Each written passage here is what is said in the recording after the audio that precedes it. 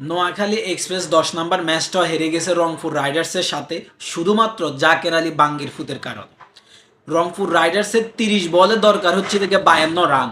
সেই মুহূর্তে এই বাঙ্গির ফুতে বল দিছে কাকে? সৌম্য সরকারকে বল দিছে। সে সৌম্য সরকারের 1 ওভারে 18 রান নিছে রংপুর রাইডার্স।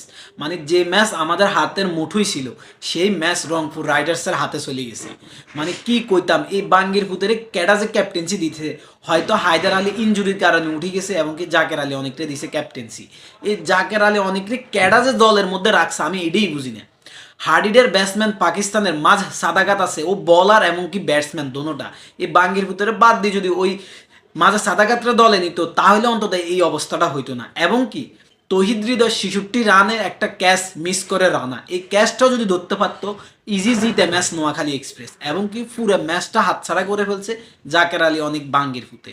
এই বাঙ্গির ফুতের ক্যাপ্টেন্সির কারণে নোয়াখালী এক্সপ্রেস 10 নম্বর ম্যাচটা হেরে গেছে। আমরা কতটা আশাবাদী ছিলাম যে নোয়াখালী এক্সপ্রেস অন্তত 10 নম্বর ম্যাচটা রংপুর রাইডার্সকে হারাইবে।